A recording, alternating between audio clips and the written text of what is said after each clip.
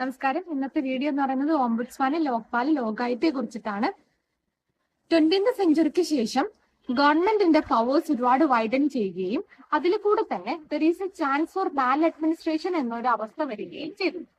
നമുക്കറിയാം 20th സെഞ്ചുറിക്ക് മുന്നേ ലാസിസ് fair അഥവാ കൂലി സ്റ്റേറ്റ് ആയിരുന്നു.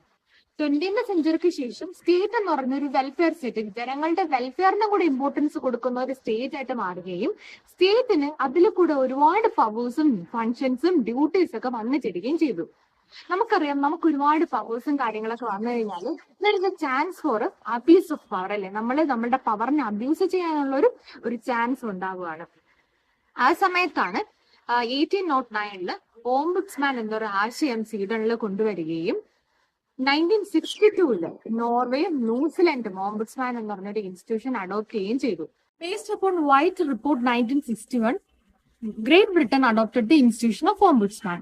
വൈറ്റ് റിപ്പോർട്ട് 1961 അടിസ്ഥാനത്തില് ഗ്രേറ്റ് ബ്രിട്ടനും 1967 ഈ ഓംബുഡ്സ്മാൻ എന്ന് പറഞ്ഞ ഇൻസ്റ്റിറ്റ്യൂഷനും ഗ്രേറ്റ് ബ്രിട്ടനും അഡോപ്റ്റ് ചെയ്തു.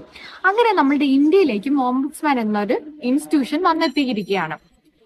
ഇനി ഇന്ത്യയില് ഓംബുഡ്സ്മാൻ എന്ന് ലോക്പാൽ ആൻഡ് ലോകായുക്ത ആക്ട് 2013 പാസ്സാക്കുകയും പാർലമെന്റ് പാസ്സാക്കുകയും ചെയ്തു.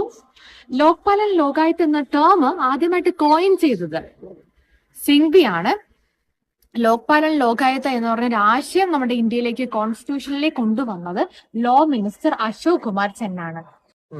1966 അഡ്മിനിസ്ട്രേറ്റീവ് റിഫോം കമ്മീഷന്റെ റെക്കമെൻഡേഷനില് സെൻട്രലില് ഒരു അതോറിറ്റി വേണം, സ്റ്റേറ്റിനും ഒരു അതോറിറ്റി വേണം എന്നുള്ള ഒരു ആശയം കൊണ്ടുവന്നു. സെൻട്രലിലാണെങ്കിൽ ലോക്പാല്, സ്റ്റേറ്റിനാണെങ്കിൽ ലോകായുക്ത എന്ന രണ്ട് ഇൻസ്റ്റിറ്റ്യൂഷൻ കൊണ്ടുവരണമെന്ന് administrative law reform commission recommend ചെയ്തു.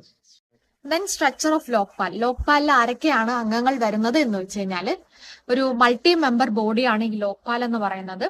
അതിൽ ഒരു ചെയർപേഴ്സണും ഉണ്ടായിരിക്കും, 8 മെമ്പേഴ്സും ഉണ്ടായിരിക്കും. ചെയർപേഴ്സന്റെ ക്വാളിഫിക്കേഷൻ എന്ന് പറയുന്നത് former chief justice supreme court അല്ലെങ്കിൽ ഫോമർ ജഡ്ജ് ആയിരിക്കണം, അല്ലെങ്കിൽ ഒരു എമിനന്റ് പേഴ്സൺ ആയിരിക്കണം. ദെൻ മെമ്പേഴ്സിനെ അപ്പോയിന്റ് ചെയ്യുന്ന പ്രസിഡന്റ് ആണ്. On the recommendation of selection കമ്മിറ്റിയുടെ റെക്കമെൻഡേഷൻ ബേസിലാണ് പ്രസിഡന്റ് മെമ്പേഴ്സിനെ സെലക്ട് ചെയ്യുന്നത്. ഇവരുടെ കാലാവധി എന്ന് പറയുന്നത് 5 വർഷം അല്ലെങ്കിൽ 70 വയസ്സ് വരെ അവർക്ക് ഈ സർവീസിൽ സേവനം അനുഷ്ഠിക്കാം.